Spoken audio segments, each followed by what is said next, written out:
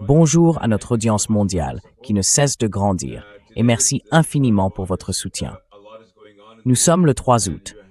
Il se passe beaucoup de choses dans le monde. Vous avez entendu notre analyste militaire. Vous avez entendu notre reporter international, Pepe Escobar. Et vous avez eu la gentillesse de nous laisser de très nombreux commentaires, dont beaucoup sont très positifs. Nous nous engageons à vous présenter des perspectives différentes, portées par des personnes différentes, avec des idées différentes sur ce qui se passe. C'est pourquoi je suis ravi, je suis honoré d'accueillir de nouveau Sabrina, qui est avec moi en studio. Elle va vous donner son point de vue sur les bouleversements tectoniques en cours dans le Sud global, qui nous touchent, qui touchent tout le monde. Alors bonjour Sabrina, la parole est à vous, je vous en prie, allez-y.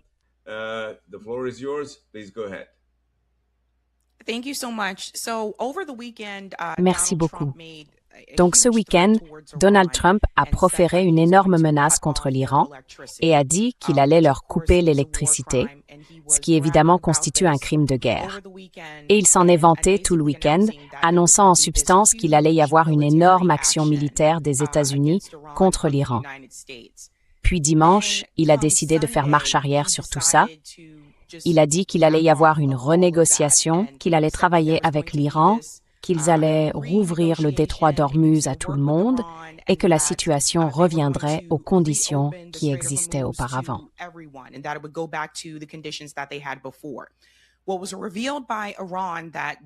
Ce que l'Iran a révélé, c'est que c'était un mensonge. Il n'avait pas accepté de rouvrir le détroit d'Ormuz à tout le monde. C'était bien sûr Donald Trump qui trouvait encore une fois un moyen de se retirer de cette affaire. Et Donald Trump, ces 48 dernières heures, je dirais, a affirmé que les États-Unis ne frappaient pas l'Iran en ce moment parce qu'ils avaient déjà gagné. Ils, c'est-à-dire les États-Unis. En réalité, la raison pour laquelle l'administration Trump, c'est ce que nous avons appris récemment de sources, a décidé d'arrêter de frapper l'Iran, au moins pour l'instant, et de renoncer aux menaces qu'il avait dit qu'il mettrait à exécution, ce sont les menaces présentes dans la région.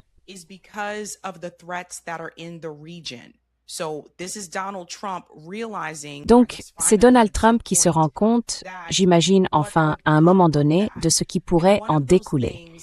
Et l'une de ces conséquences venait d'Iran. L'Iran a été très clair. Si les États-Unis anéantissaient leur électricité ou coupaient leur courant, ils détruiraient toutes ces installations en Arabie Saoudite, à Bahreïn, et ainsi de suite. Ils détruiraient toutes leurs infrastructures pétrolières et gazières, ce qui finirait par provoquer un effondrement mondial. L'administration Trump sait que c'est une possibilité et une réalité. Mais quand il s'adresse au peuple américain, il le présente de manière à lui faire croire que les États-Unis sont réellement en train de gagner.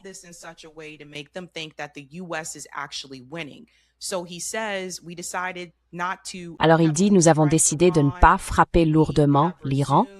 Nous avons repris, vous savez, décidé de ne pas mener ces frappes pour le moment et nous allons essayer de revenir à la table des négociations.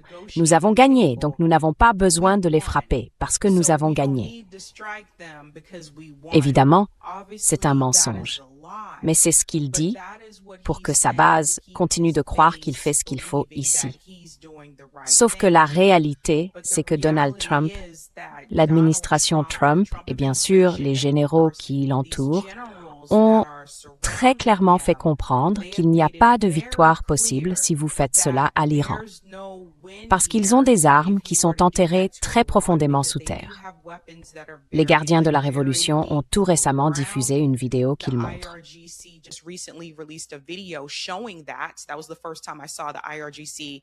C'était la première fois que je voyais les gardiens de la Révolution montrer certaines de ces armes, celles qu'on ne peut pas atteindre, et que, semble-t-il, même les armes nucléaires ne peuvent pas détruire. L'Iran riposterait donc, comme ils l'ont dit, et détruirait les installations pétrolières et gazières dans des pays comme l'Arabie Saoudite et bien sûr Bahreïn. Et ce serait un énorme problème, pas seulement pour les États-Unis, mais pour le monde entier. Bref, l'administration Trump donne l'impression que les États-Unis ont gagné et que c'est pour ça qu'ils n'ont pas besoin de frapper l'Iran maintenant. Mais en réalité, Donald Trump s'est dégonflé à cause de cette menace de riposte venue d'Iran qui est très réelle.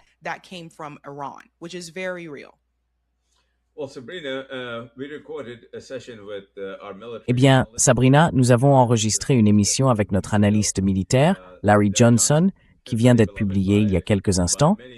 Il est très très apprécié par beaucoup de gens partout dans le monde. Et Larry a très bien expliqué la situation. Il a dit que Trump lui faisait penser à la mariée en fuite. Trump, c'est la mariée. Araghchi, le ministre iranien des Affaires étrangères, c'est le marié. Et la mariée s'enfuit toujours. On l'a vu. Vous savez, Taco Trump, toujours en train de se dégonfler. Maintenant, c'est la mariée en fuite. Mais qu'est-ce qui se passe avec ce type? Enfin, vous savez, il devrait le savoir. Comment peut-il faire ça?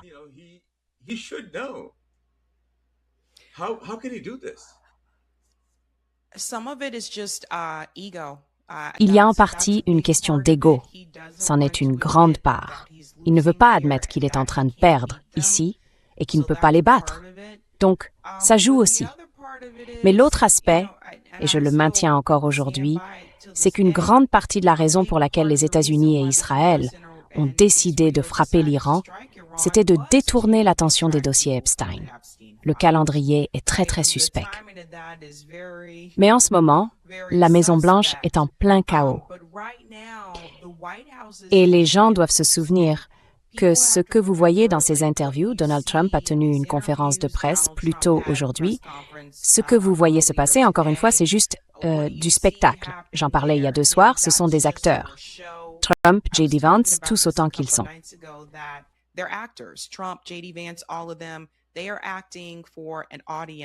Ils jouent pour leur public. Leur objectif, c'est de rassurer leur base, de lui faire croire qu'elle a pris la bonne décision et que les États-Unis sont réellement en train de gagner. Mais ils connaissent la vérité.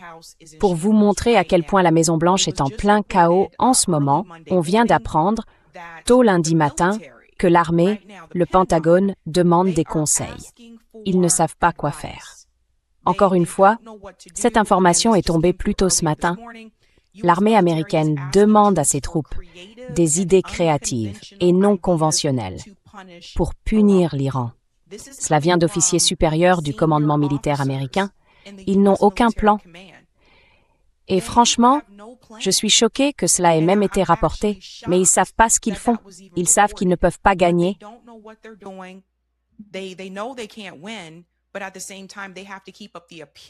Mais en même temps, ils doivent maintenir l'apparence qu'ils sont en train de gagner. Et je pense que ça a été un embarras total. Donald Trump continue d'affirmer que les États-Unis ont anéanti la marine iranienne, qu'ils n'ont plus de capacité militaire. Mais ensuite, il y a eu cette attaque surprise quand Benjamin Netanyahu s'est rendu aux États-Unis pour les funérailles de Lindsey Graham. Il y a eu cette attaque surprise de l'Iran. Et si vous avez anéanti leur armée, comment peuvent-ils encore mener des frappes à ce stade? C'est donc évident, tout le monde voit bien ce qui se passe. Alors, la grande question, je suppose, c'est combien de temps va-t-il continuer à entretenir ces mensonges avant que même certains de ses soutiens ne s'en rendent compte? Eh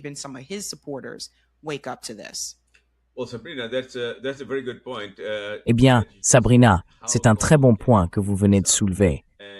Combien de temps peut-il continuer comme ça? Et comme nous l'avons rapporté sur notre chaîne, surtout ces 2 derniers jours, où nous avons fait des émissions d'urgence parce que nous disposions d'informations venant de l'intérieur de la salle, pour ainsi dire, où toutes ces décisions sont prises. Parce que nous avons accès, et c'est un honneur d'y avoir accès, à des gens comme Asim Munir, qui est au cœur de toutes ces discussions. L'Iran n'est en aucun cas prêt à négocier avec M. Trump. Plus jamais, jamais, jamais. Et cela a été très clairement dit. Ils disent non, non. Nous avons déjà conclu un accord. Vous l'avez signé. Nous l'avons signé.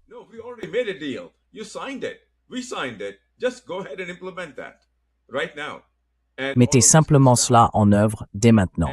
Et tout ça peut s'arrêter. Et cela a été très clairement établi. Maintenant, concernant la marine, notre chaîne a rapporté il y a quelques jours, peut-être hier, qu'Asim Munir aurait dit à M. Trump que l'Iran dispose d'une flotte navale de 2000 unités. Il l'appelle la flotte des moustiques. Vous savez, de petits bateaux militaires très rapides, équipés de torpilles, extrêmement meurtriers, avec des équipages de 2 personnes, prêts à mourir si nécessaire. Et ils sont prêts à attaquer en essaim. Encore une fois, c'est une tactique très différente qui s'est révélée efficace à maintes reprises. Donc, dans 2 semaines, la réserve stratégique de pétrole sera presque vide.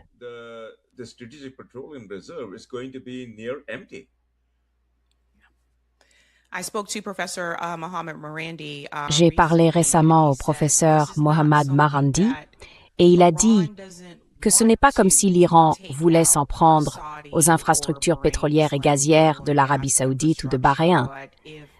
Mais si son électricité est frappée, l'Iran sera contraint de le faire. Ce n'est donc pas quelque chose qu'il veut faire ouvertement. Mais il a été très clair. Il a dit que l'Iran ne va pas rester les bras croisés et simplement laisser les États-Unis attaquer ses infrastructures sans répondre. Et je pense que de plus en plus de gens commencent à comprendre ce qui arriverait à ces pays si ou lorsque l'Iran le faisait. N'est-ce pas? L'Arabie saoudite et Bahreïn, encore une fois, si l'on regarde ces pays, ils ont beaucoup de pétrole et de gaz.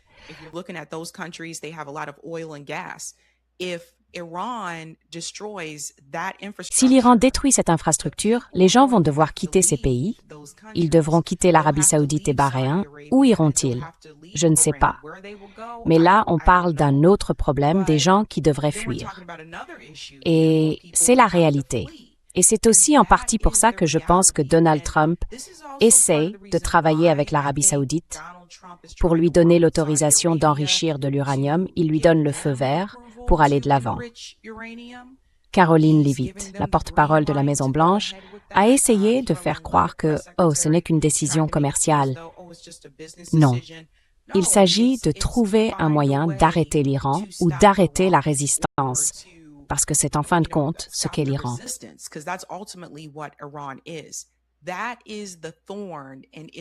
L'épine dans le pied d'Israël, c'est l'Iran. Évidemment, ils ont le sentiment d'avoir écrasé et tué beaucoup de Palestiniens. Ils se sont implantés en Syrie. Ils bombardent à nouveau le Liban en ce moment même, d'ailleurs. Et le grand problème qu'ils ont, c'est l'Iran, qu'Israël ne peut pas vaincre seul. Les États-Unis non plus ne peuvent pas le vaincre seuls. Et manifestement, d'après ce qu'on a vu, Israël et les États-Unis ne peuvent pas non plus vaincre l'Iran ensemble. Alors cela pose la question des autres pays de l'OTAN. Combien de temps faudra-t-il avant que ces pays soient forcés ou poussés, pour ainsi dire, à s'impliquer? Beaucoup d'entre eux l'ont rejeté dès le début. Et ils ont dit à Donald Trump, « C'est vous qui avez commencé ça. »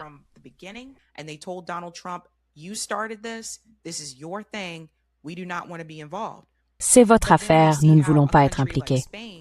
Mais ensuite, on voit qu'un pays comme l'Espagne, qui s'est exprimé ouvertement contre Donald Trump et en faveur du peuple palestinien, les États-Unis cherchent maintenant des moyens de punir l'Espagne.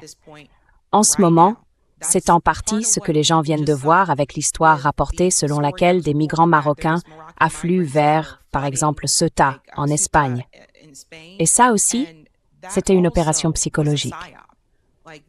Ce qu'on ne vous a pas dit à propos de cette histoire, c'est que le Congrès a en fait voté là-dessus. Ils ont voté pour donner au Maroc cette partie de cette petite ville espagnole qui se trouve sur le continent africain.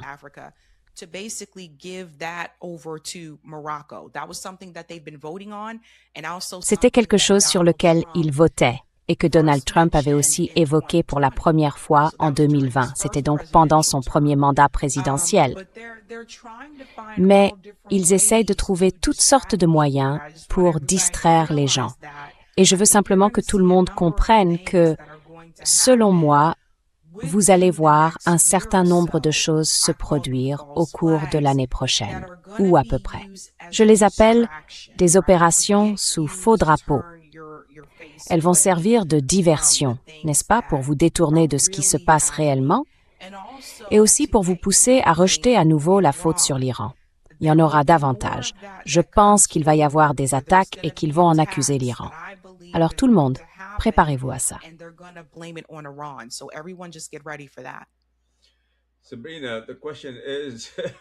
Sabrina, la question, c'est que le pétrole finit par s'épuiser, d'accord? Littéralement. Littéralement. Quand le pétrole commencera à manquer, les mensonges ne résoudront pas ce problème. Parce que, si on en arrive là, nous avons rapporté cette année, avec des informations authentiques recueillies sur place, que l'Iran a la capacité de fermer le robinet, non seulement dans le détroit d'Ormuz, mais aussi en mer Rouge, ce qui veut dire que tout le pétrole saoudien n'arrive pas là où il doit arriver. Alors, combien de temps ces mensonges peuvent-ils durer? Et comment cela pourrait-il mener à quoi que ce soit de ne serait-ce qu'un peu positif?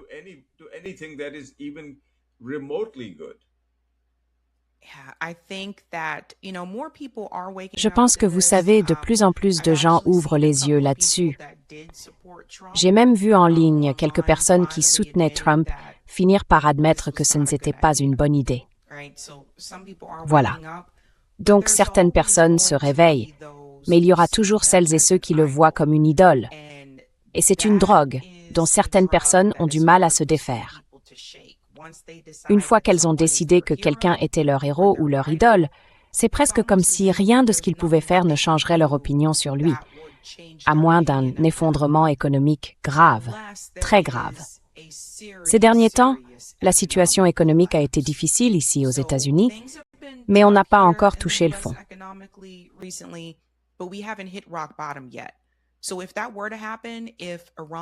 Donc, si cela devait arriver, si l'Iran finissait par frapper le pétrole saoudien et le pétrole de Bahreïn, et si le pétrole venait à manquer, ce serait, je pense, le déclencheur qui réveillerait davantage de gens. Certains essaieront encore de trouver un moyen d'accuser l'Iran, même si les États-Unis et Israël ont frappé l'Iran en premier. Mais je pense qu'il faudra un effondrement économique, il faudra qu'on touche le fond, et que même certaines personnes qui s'en sortent bien financièrement touchent elles aussi ce genre de fond. Et vous savez ce qui se passera quand ce jour viendra? Si Donald Trump est toujours au pouvoir, il aura un endroit où aller se cacher. C'est en partie pour ça qu'il voulait cette salle de bal.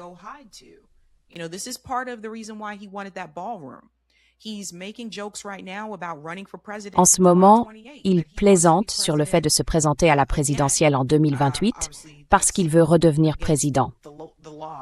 Évidemment, c'est interdit par la loi. On ne peut pas faire un troisième mandat, mais il continue d'en parler.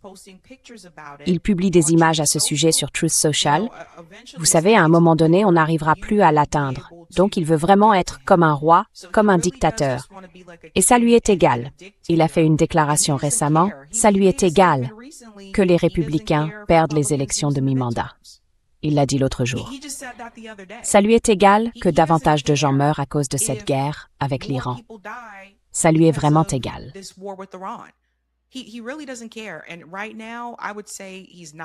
Et à l'heure actuelle, je dirais qu'il n'est pas dans le bon état mental. Mais les gens autour de lui encouragent ce comportement. Marco Rubio, J.D. Vance, Pete Hegseth, et ils ne diront rien parce qu'ils ne veulent pas perdre leur poste ni le peu de pouvoir qu'ils ont. Au fond, c'est aussi pour ça que ces généraux ont été limogés. Et il y en a d'autres qui prennent la parole maintenant, eux aussi. Un autre vient même de démissionner. Enfin, on en est arrivé à un point où vous essayez de dire, écoutez, c'est une erreur. Nous ne pouvons pas comme pas gagner. Nous gaspillons des ressources. Nous perdons des avions.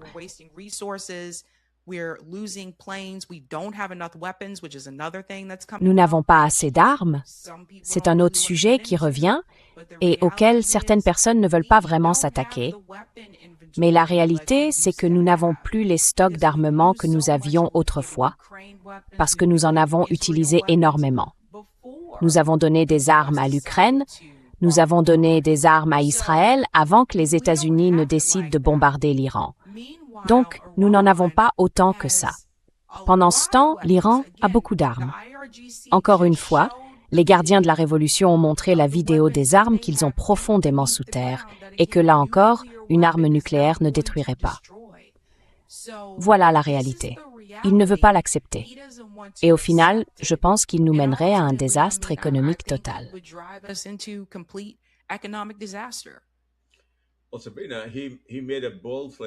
Eh bien, Sabrina, il a commencé très fort en disant que des progrès avaient été accomplis. Et l'Iran a immédiatement répondu, Oh non, non, non, non. Aucun progrès n'a été accompli. Il n'y a pas de discussion en cours. Rien, rien du tout. Allez simplement de l'avant et mettez en œuvre ce que nous avons déjà convenu de faire. Et s'il faisait ça, ce serait reconnaître sa défaite. J'espère qu'il le fera, mais je ne peux pas croire qu'il le fera un jour. Enfin, voilà le dilemme. L'Iran ne va pas négocier. L'Iran est très bien équipé. Nous l'avons rapporté sur cette chaîne dans Inside Reporting.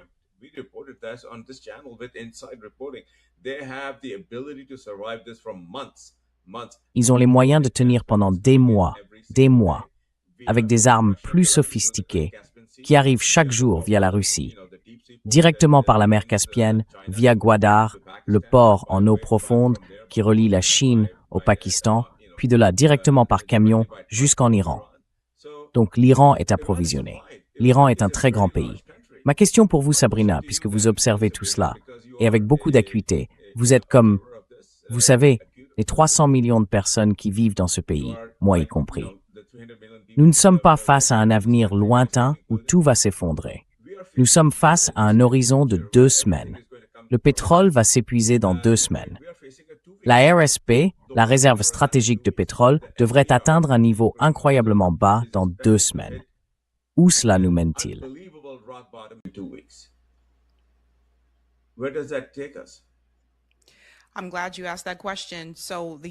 Je suis contente que vous posiez cette question. Le gouvernement américain a déjà un plan et c'est un confinement lié au pétrole. Alors préparez-vous à ça, parce qu'on a eu les confinements pendant la pandémie, mais là, c'est un confinement pétrolier. Ils ont un guide étape par étape sur ce qu'ils vont mettre en œuvre si cela se produit. Et c'est très similaire à ce qu'on a vu pendant la pandémie. Ça s'appelle le stockage de protection pétrolière. C'est le plan. La plupart des gens qui peuvent travailler depuis chez eux devront le faire. Donc on revient au télétravail pour ceux qui le peuvent. Ils vont limiter le nombre de voitures qui peuvent réellement circuler sur les routes. Donc si vous devez vous rendre à votre travail, vous devrez faire du covoiturage. Tout cela figure en quelque sorte dans le document.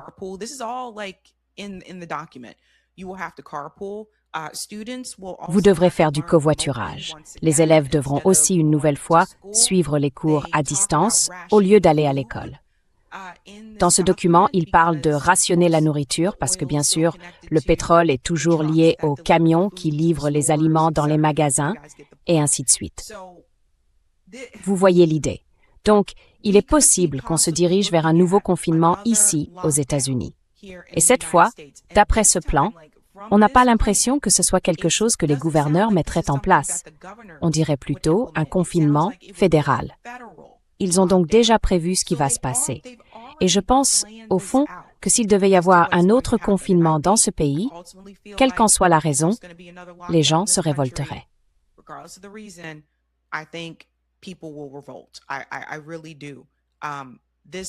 Oui, vraiment. Tout ça à cause du pétrole. Donc, ce qu'ils vont essayer de faire, c'est de vous obliger à rester chez vous, encore une fois. Une autre raison pour laquelle c'est important, c'est le calendrier. On se rapproche de novembre. Novembre, ce sont les élections de mi-mandat. Et je suis là, j'attends de voir s'ils vont mettre en place une sorte de confinement avant les élections de mi-mandat. Parce que s'ils le font, alors au final, ça pourrait changer certaines choses. Ça pourrait faire pencher les choses, vous savez, en faveur du Parti républicain, on ne sait pas ce qui va se passer, mais pour l'instant, le comportement que nous observons de la part de l'administration Trump à ce stade, c'est qu'elle cible des individus et des organisations qui en particulier se sont exprimés contre les guerres.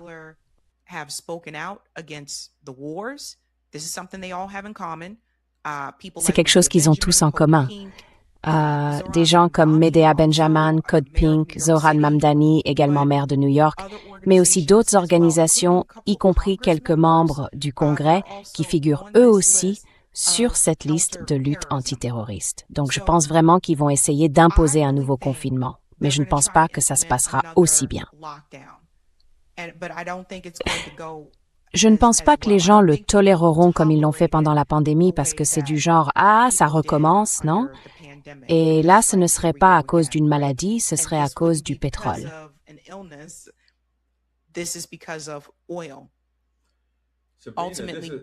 Sabrina, c'est explosif. Ce que vous dites là, je l'entends en fait pour la première fois. Mon métier, c'est de recueillir des informations. Pourriez-vous, s'il vous plaît, développer un peu? D'où tenez-vous cette information?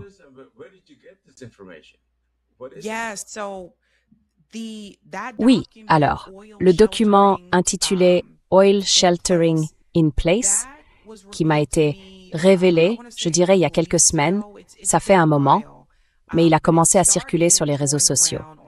Ensuite, j'ai regardé le document lui-même parce que des gens en montraient des captures d'écran. Puis je l'ai lu et je me suis dit, vous plaisantez ou quoi? C'est tout un plan. Je crois qu'il fait entre 10 et 12 pages.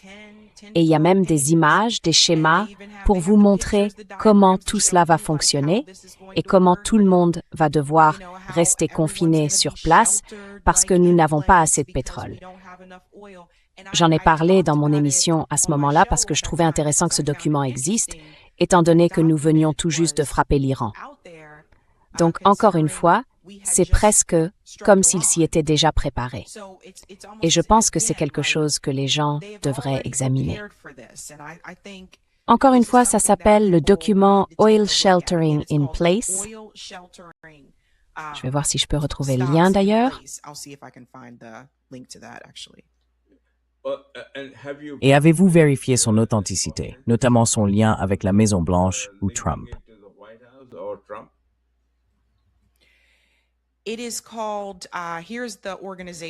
Ça s'appelle, voici l'organisation, ça s'appelle l'AI, l'Agence internationale de l'énergie, et ils ont publié ceci en mars 2026 cette année. C'est nouveau. Ils l'ont vraiment publié. Oh oui, si vous allez sur le site de l'AIE, iea.org, vous pouvez le voir. Je peux vous envoyer le lien après. Oui, allez-y. Comme ça, vous savez, on pourra le partager quand on publiera ça. Donc c'est une organisation internationale ou une organisation basée à Washington et alignée sur Trump. Qu'est-ce que c'est?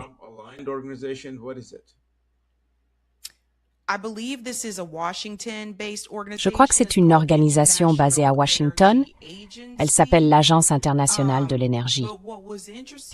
Mais ce qui est intéressant, c'est qu'il déclare clairement, dès le début, que le conflit au Moyen-Orient a créé la plus grande perturbation de l'approvisionnement. C'est donc à cela que sert ce plan. Et c'est pour ça que je voulais que les gens le sachent. Encore une fois, il a été publié le 20 mars 2026. Très peu de temps après le début de la guerre.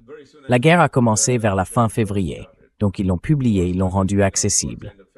Je suis surpris que cela ne provoque pas un grand tollé, mais j'imagine que ça viendra.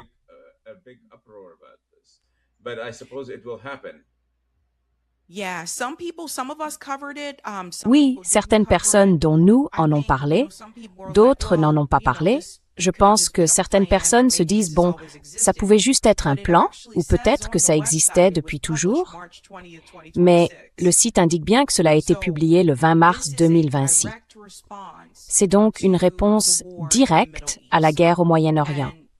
Et c'est inquiétant parce que quand j'ai regardé ça, ça m'a rappelé les confinements de la pandémie, une fois de plus.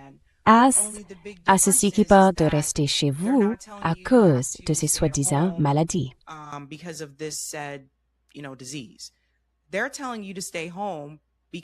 Ils vous disent de rester chez vous parce qu'on n'a pas assez de pétrole.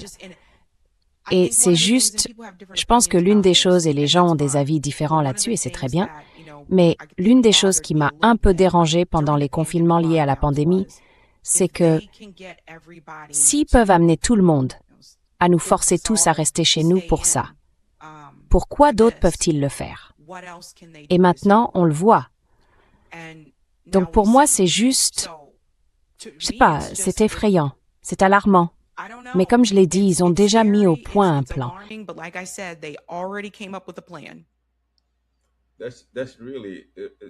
C'est vraiment troublant.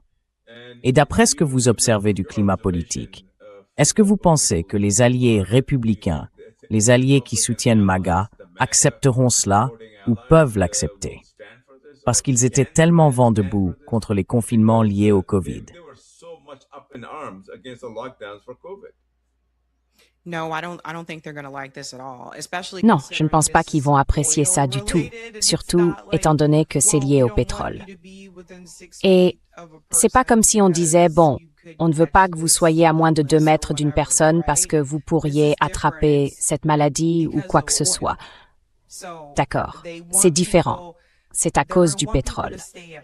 Donc, ils vont vouloir que les gens restent chez eux. Ils parlent aussi du transport aérien, donc des aéroports, des avions. C'est un autre sujet. Et, encore une fois, ce n'est pas pour faire peur aux gens, mais il y a des personnes qui voyagent pour leur travail. C'est simplement une réalité. Elles doivent prendre l'avion. Ils en ont parlé dans ce rapport.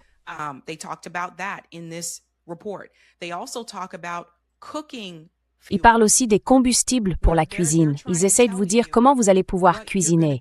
Parce que là encore, tout est lié. C'est du genre, oh oui, l'utilisation du pétrole dans l'industrie. Ils parlent aussi des carburants pour le transport routier. C'est effrayant et c'est alarmant. Il faudra peut-être que j'en reparle dans mon émission, simplement parce que je veux que les gens comprennent que le plan est déjà en place.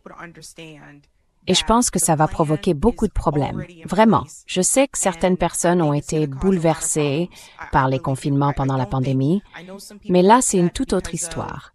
On est à un autre niveau.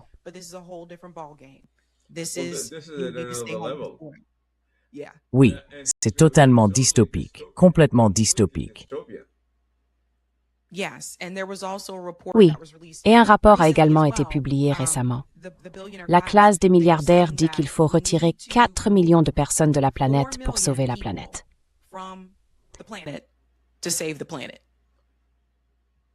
4 millions ou 4 milliards. 4 milliards.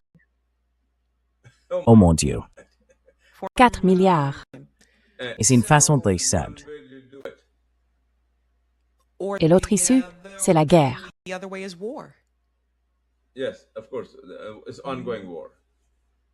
Oui, bien sûr. C'est une guerre qui se poursuit. Vous savez, je suis assez âgé pour me souvenir de la fin de la guerre du Vietnam, quand des Américains étaient évacués par hélicoptère depuis un toit à Hanoï. Et tout le monde pensait que peut-être beaucoup de gens seraient laissés sur place. C'est ce qui s'est passé. Et à l'époque, cette guerre était évidemment très impopulaire. Mais Trump a déjà atteint, en quelques mois, avec cette guerre, le niveau d'impopularité que le Vietnam avait mis des années à atteindre. Je veux dire, c'est une guerre très impopulaire. Je pense que peut-être autour de 27% des gens la soutiennent, ceux qui la soutiendront toujours. C'est le noyau dur. Mais comment peut-il survivre politiquement avec 75% des Américains opposés à cette guerre? Comment peut-il continuer?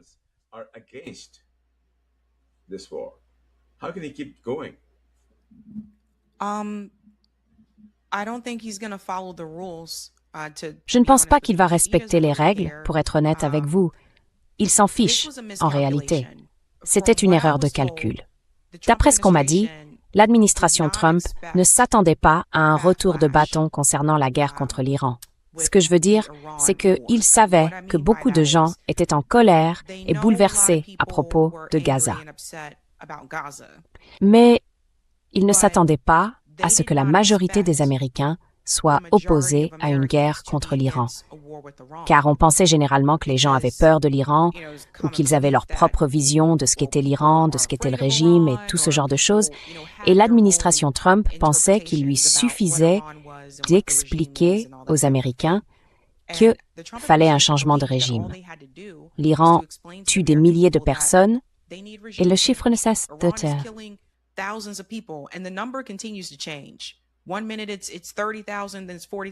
Une minute, c'est 30 000, puis c'est 40 000, c'est 50 000. Ils n'arrêtent pas de changer le chiffre.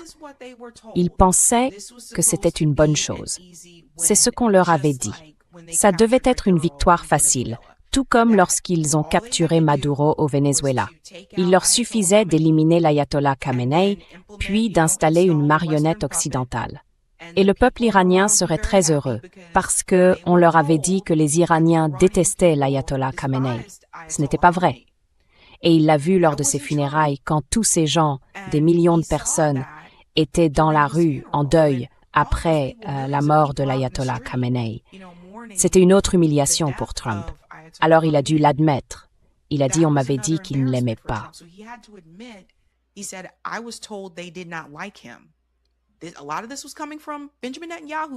Une grande partie de tout ça venait de Benjamin Netanyahou, d'ailleurs, juste pour info. C'est de là que venait une grande partie de ces informations. Donc, on lui a dit que ce serait une opération facile, rapide, sans difficulté. Et qu'en fait, ça ne poserait même pas problème. Le ressentiment de l'opinion publique l'a surpris, parce qu'il n'avait pas non plus compris, là encore, en écoutant Benjamin Netanyahou, que beaucoup d'Américains sont aujourd'hui opposés à la guerre. Beaucoup d'Américains ne disent plus « Ouais, allez les chercher ». Ce n'est plus l'époque du début de la guerre en Irak ou en Afghanistan. Et, à l'époque déjà, certaines personnes s'y opposaient. Mais le mouvement anti-guerre a continué de grandir aux États-Unis, surtout après le 7 octobre, surtout après avoir vu le génocide.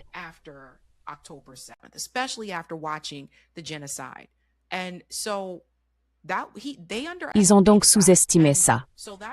C'est comme ça qu'ils se sont retrouvés dans cette situation.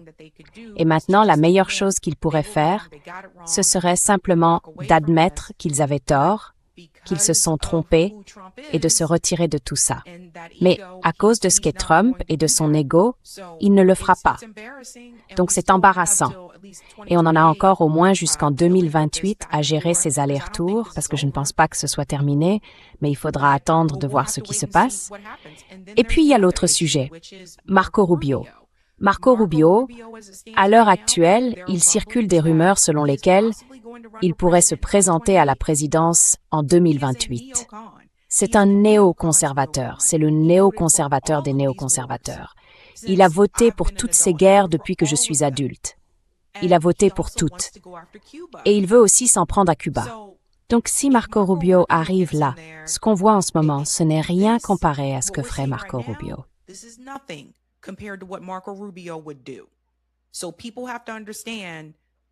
Les gens doivent donc comprendre qui il est vraiment.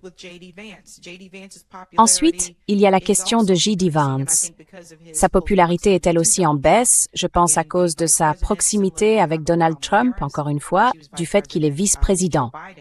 C'est un peu similaire à ce qui est arrivé à Kamala Harris quand elle était vice-présidente de Joe Biden. Et en réalité, il y a aussi une partie jeune du Parti républicain, les jeunes, qui ne sont pas favorables à ces guerres non plus. Donc, ils ont un problème. Et au final, je ne suis pas convaincue que Donald Trump partira de son plein gré. Je ne suis pas convaincue qu'il n'essaiera pas de redevenir président. Vraiment. Je n'en suis pas convaincue. J'ai vu certaines choses se produire. Mais ma plus grande inquiétude, c'est qu'il essaie de trouver une faille juridique ou un moyen de rester en place. Et ça, je pense que c'est préoccupant.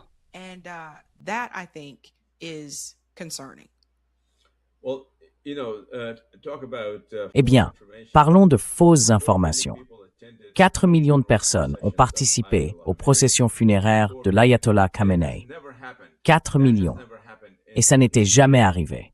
Jamais, dans l'histoire de la civilisation, 4 millions de personnes n'avaient assisté à une cérémonie funéraire. Ça aurait dû être un signal d'alarme pour Trump. Mais manifestement, ce n'était pas suffisant pour qu'il dise « Eh bien, j'ai fait une grosse erreur ». Il s'entête dans sa stupidité. Il s'entête dans toutes ses actions irresponsables. Il s'entête dans toutes les absurdités qui sortent de sa bouche. Et on le voit en ce moment même. L'Iran ne négocie pas.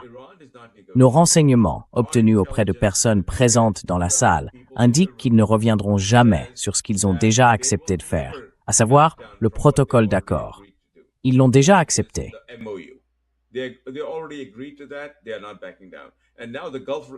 Ils ne reculent pas. Et maintenant, les États du Golfe, surtout l'Arabie saoudite, commencent à se dire « Mon Dieu, si nous frappons, si les États-Unis frappent l'Iran, nous allons perdre toutes nos capacités énergétiques. Et peut-être qu'Israël subira la même chose en perdant des capacités énergétiques qu'il est aujourd'hui incapable de reconstruire. Donc nous sommes vraiment dans une très mauvaise situation, Sabrina. Quel est votre point de vue? Je veux dire, dans notre émission, nous parlons avec des analystes militaires. Nous parlons avec d'autres journalistes qui sont dans la région, blablabla, ils donnent leur point de vue. Mais vous êtes différente. Vous êtes une femme avec un point de vue différent, informée, très informée, perspicace. Quel est votre point de vue? Vers où allons-nous en tant que pays?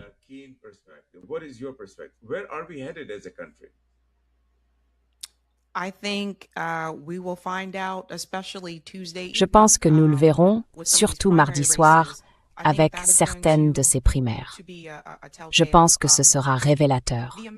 L'Amérique dans laquelle je vis aujourd'hui est largement opposée à la guerre et je ne vois pas comment on pourrait remettre ce génie dans sa bouteille. Depuis le 7 octobre, cela fait des années que nous regardons un génocide diffusé en direct sur X, sur Facebook, sur Instagram. On ne peut pas remettre ce génie dans sa bouteille. Donc, l'Amérique que je connais, beaucoup des gens à qui je parle sont contre les guerres. Il y a une raison pour laquelle le recrutement militaire n'est plus ce qu'il était, n'est-ce pas? Surtout chez les jeunes générations, la génération Z, ils ne sont pas favorables à ces guerres, n'est-ce pas? Et donc, je pense que ce que nous allons voir dans ces primaires qui arrivent notamment dans le Michigan, cette primaire, c'est mardi.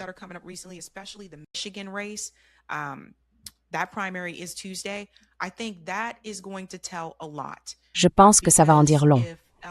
Parce que si El Sayed peut battre Haley Stevens, qui reçoit des millions de dollars de l'AIPAC, s'il peut la battre dans un état pivot, je pense que ça va révéler beaucoup de choses. C'est dans cette direction que les gens évoluent. Si vous écoutez les responsables politiques, surtout ceux qui sont liés aux entreprises et corrompus, vous ne le penseriez pas. Si vous écoutez les médias détenus par les grandes entreprises, vous ne le penseriez pas non plus. Mais quand vous parlez aux gens sur le terrain, la majorité d'entre nous va dans cette direction, la direction anti-guerre. Nous ne voulons pas que le gouvernement américain continue à bombarder des gens. Nous ne voulons pas de ces guerres.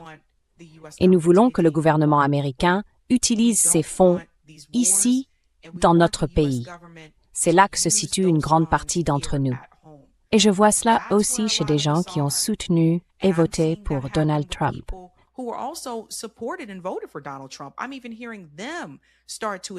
J'entends même des gens commencer à admettre que sur le plan économique, ça ne marche pas pour nous.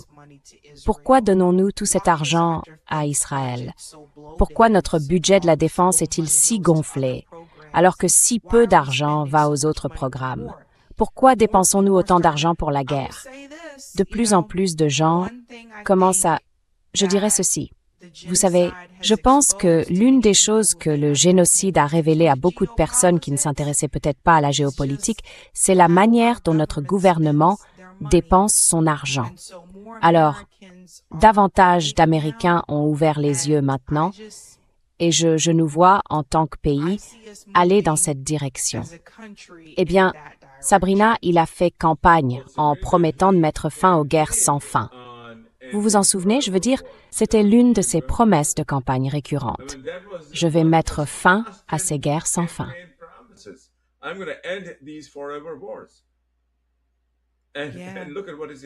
Et regardez ce qu'il a fait. Il a fait ça parce qu'il a reçu, je crois, 200 millions de dollars de la veuve de, j'oublie son nom, Sheldon Adelson, Miriam Adelson. Donc, il est acheté et payé.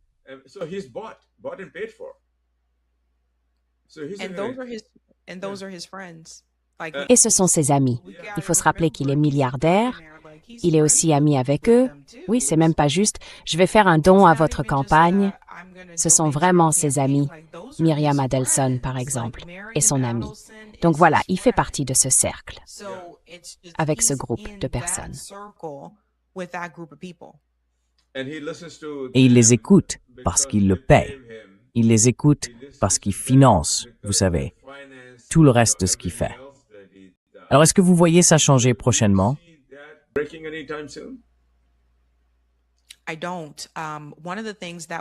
Non.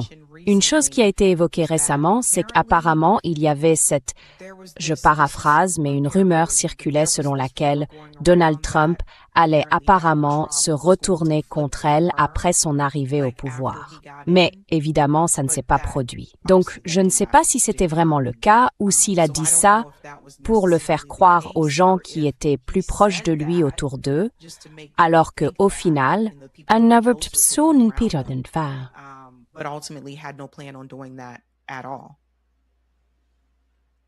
Alors comment est-ce que ça se termine, cette folie?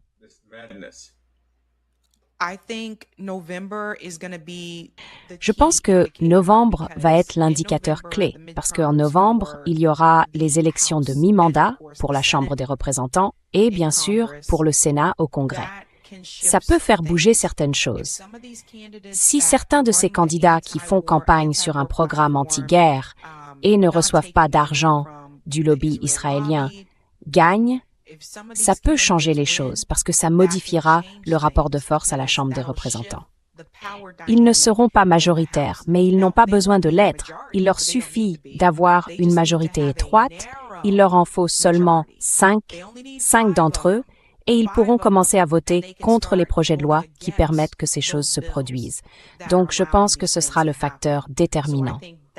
Et ensuite, en allant vers 2028, il faudrait élire un candidat anti-guerre, il n'y a pas à discuter. Il faudrait élire un candidat anti-guerre à la présidence des États-Unis.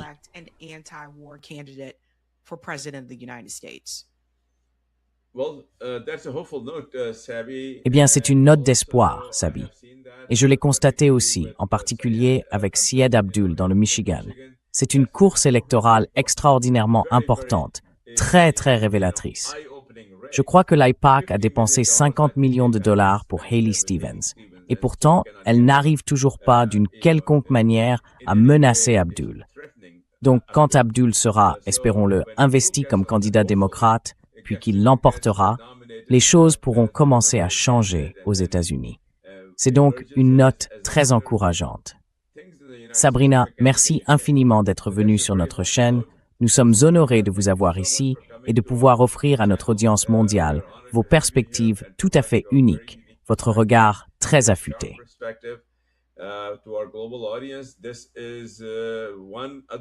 Voici une autre personne aux États-Unis qui a une observation très pertinente de ce qui se passe et qui vous donne son point de vue sur ce qui se passe dans ce pays, ainsi que sur ce que nous faisons pour nous opposer à cette folie déclenchée par le fou en chef qui réside à la Maison-Blanche.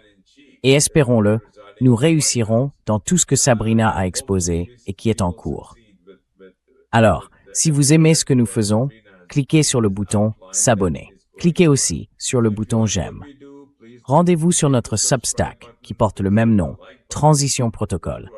Devenez membre payant et nous vous l'enverrons directement dans votre boîte mail, désormais 2 fois par semaine. Alors, Sabrina, souhaitez-vous ajouter quelque chose en conclusion?